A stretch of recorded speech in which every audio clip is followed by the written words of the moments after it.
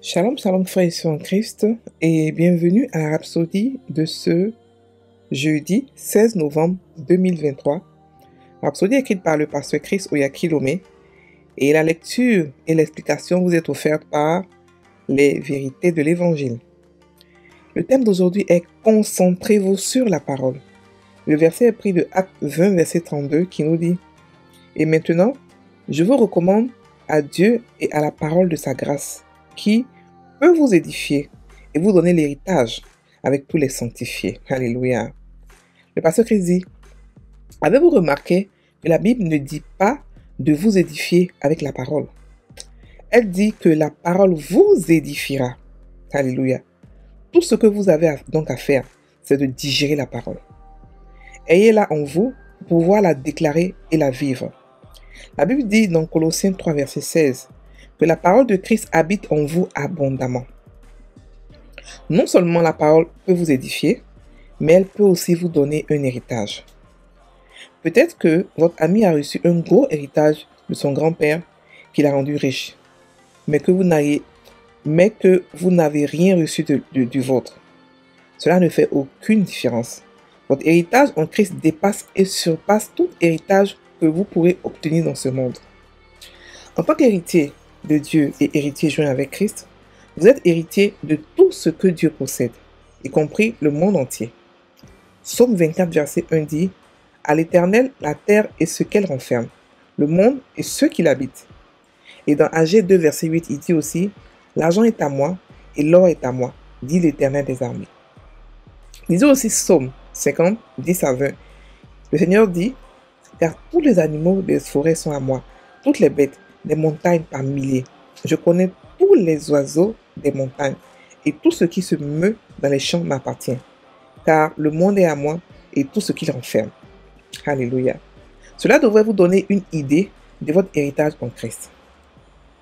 L'héritage vous a été donné en Christ Jésus au moment où vous êtes né de nouveau. Vous avez reçu tout ce qui contribue à la vie et à la piété. Mais Satan, qui est un rebelle, peut essayer de vous priver de ce que Dieu a de meilleur. Mais restez sur vos positions et concentrez-vous sur la parole de Dieu. De temps en temps, vous déclarez « Je suis ce que Dieu dit que je suis et j'ai ce que Dieu dit que j'ai. Le monde entier est à moi. Gloire à Dieu. Alléluia. » Fin de la Rhapsodie. Alors, le pasteur aujourd'hui parle de quelque chose de vraiment simple et puissant. Il nous parle de la parole. Il nous demande de nous concentrer sur la parole. Pourquoi il le dit? Selon le verset d'ouverture, nous dit que la parole nous édifie. Ça veut dire quoi? Et le verset d'ouverture, le pasteur ici explique, il spécifie que, il ne dit pas que de prendre la parole, il ne dit pas de vous édifier avec la parole, mais il nous dit que la parole nous édifie. Ok? Vous comprenez? Donc, il explique ici que la parole peut nous bâtir, nous construire. Quand on parle d'édifier, ça veut dire ça fortifie, ça construit, ça bâtit comme un immeuble. Donc la parole nous bâtit. Elle nous fait grandir. Elle nous donne notre autorité. Elle nous donne beaucoup de choses. Beaucoup de chrétiens aujourd'hui prient pendant des heures et des heures et des heures. Alors qu'il y a souvent des courts chemins, la parole de Dieu. On peut la méditer. On peut l'étudier. On peut la proclamer. Les trois sont puissants. Les trois sont puissants. Par exemple, vous voulez avoir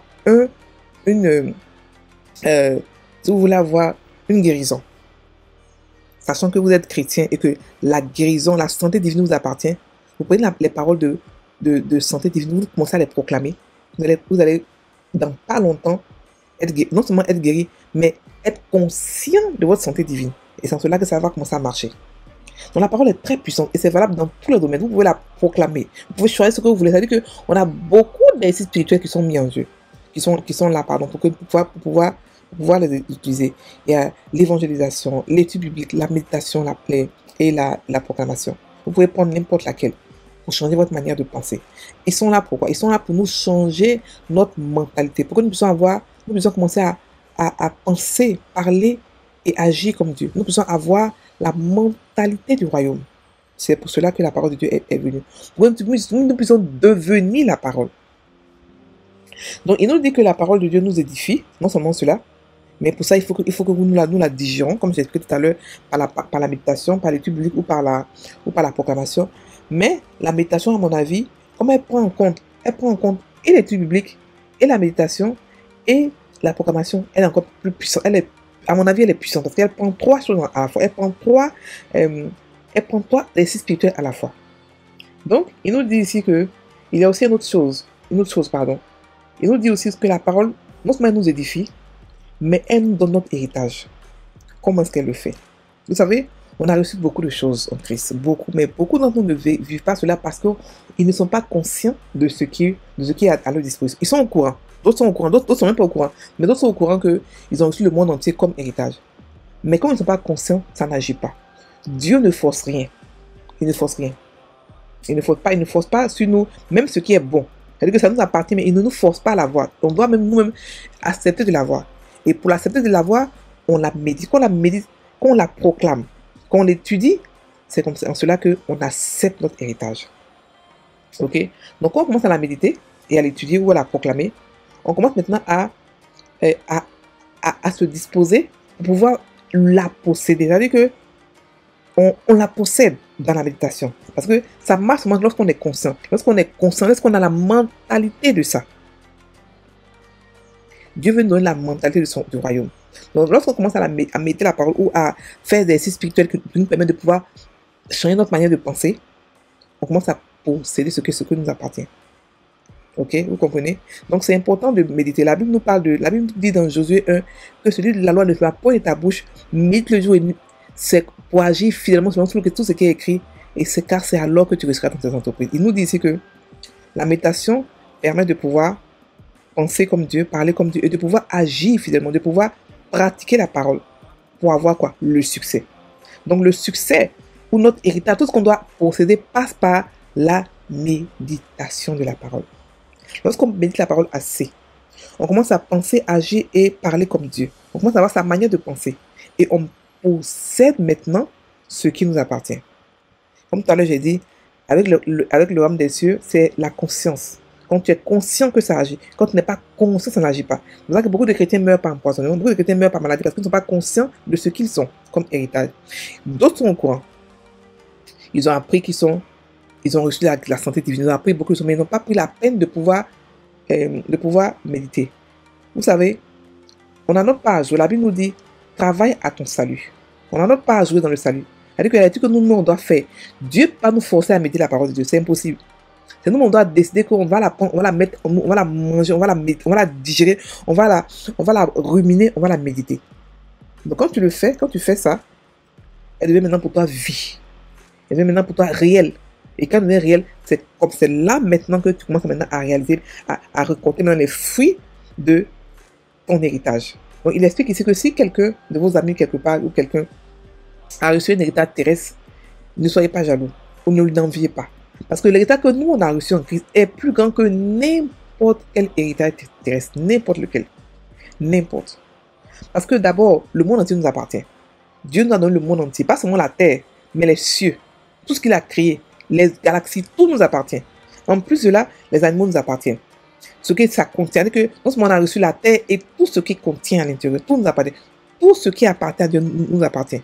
Parce qu'on a les héritiers, on a les héritiers légaux. On est en Christ. On a partagé ça on est joint héritier avec Christ. On n'est pas co-héritier, on est joint héritier. Donc, pour pouvoir avoir tout ça, il faut méditer la parole. Il faut savoir d'abord qui nous sommes, ensuite méditer la parole. Rester là-dessus, être concentré sur la parole. Ce n'est pas la prière. On ne prie pas pour être riche, on ne prie pas pour... Non, on prie pour créer une puissance, pour agir dans les situations. Mais quand il s'agit de changements profonds, il faut la parole de Dieu. Beaucoup d'entre nous ont prié pour être guéris, par exemple. Mais pourquoi est-ce qu'après, ils ont contracté d'autres maladies? Parce qu'ils n'ont pas conscience de leur santé divine. Alors que quand tu parles la parole et que tu te guéris, c'est pour toujours. Tu as maintenant la conscience de cela. Tout dans le royaume des cieux passe par la conscience, par la manière de penser, par la mentalité.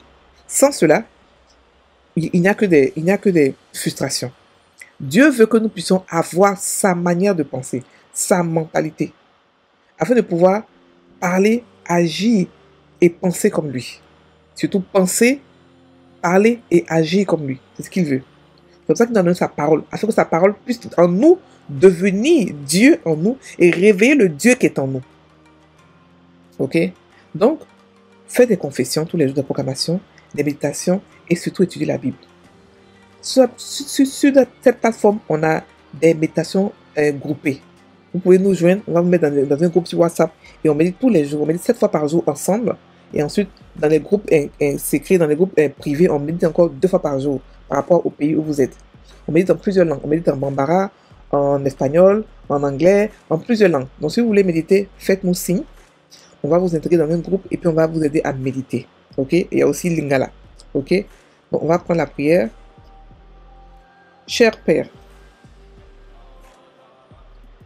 ta parole est mon guide, ma force et mon héritage. Je grandis et je m'épanouis dans tous les domaines de ma vie. Je suis bâti et fortifié par la parole. Merci pour la puissance et la gloire de ta parole dans ma vie. Au nom de Jésus. Amen. Frères et sœurs en Christ, la parole fait beaucoup de choses. Beaucoup de choses. Aujourd'hui, le pasteur a juste parlé de l'héritage et de la fortification. Pardon, de l'édification. Donc, étudiez votre parole.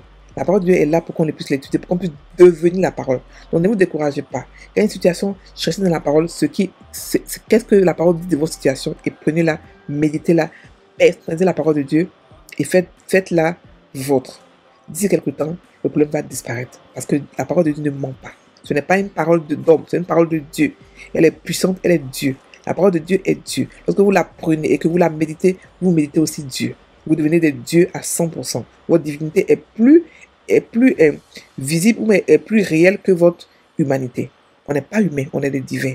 On est des divins qui avons une expérience humaine, mais on est divin, on est Dieu à 100%. Ok? Donc, passez une bonne journée. Soyez bénis. On se retrouve demain pour la nouvelle rhapsodie. Soyez bénis.